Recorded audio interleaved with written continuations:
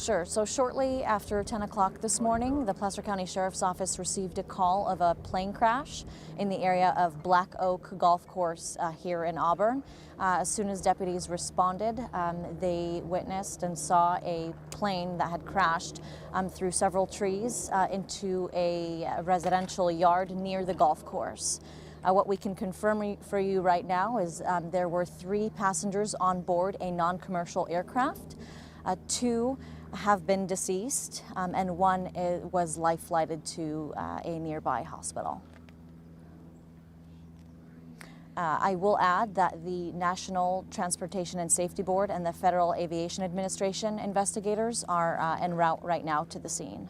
Do you know if the plane was landing or taking off? All the information we have right now points to the fact that the plane was in the air. We don't know if it was flying to Auburn or from Auburn. And it landed in somebody's backyard? Essentially, yes, it did. How did the notice come in? Was it a 911 call or was it something else? We received a 911 call from a passerby who had witnessed the plane going down. Witnesses say anything about engine trouble or stalling?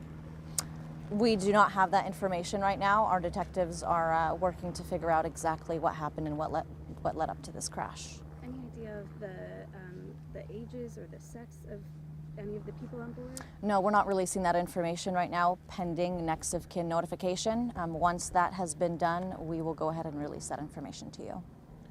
What immediately happened after officers arrived at the scene? Did they find the victims still in the aircraft, on the ground? We believe the victims were all in the aircraft as soon as the deputies responded. I can't tell you what happened from there. And I'm hearing reports that like some of the wings were kind of clipped off in the trees. Is that true?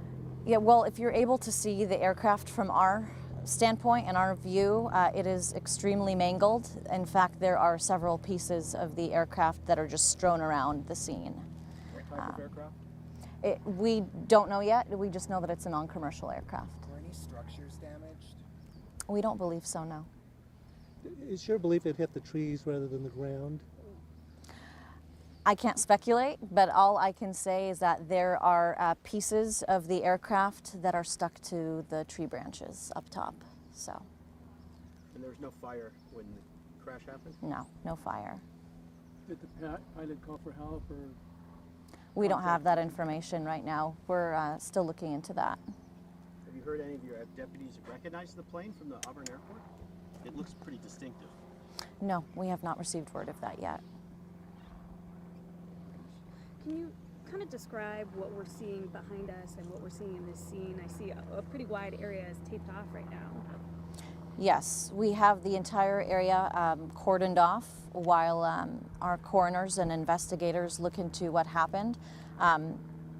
It was quite a big plane, so we did need to cordon the area off a little bit wider than usual because there are different plane parts that are all around the area.